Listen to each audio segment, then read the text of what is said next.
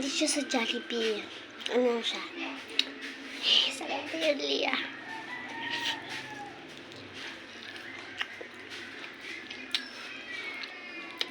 Ano?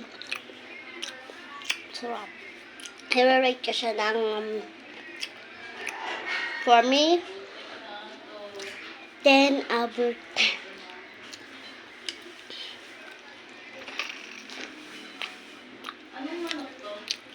Ano siya, naluto siya, wala siyang dugo katulad ng sa iba.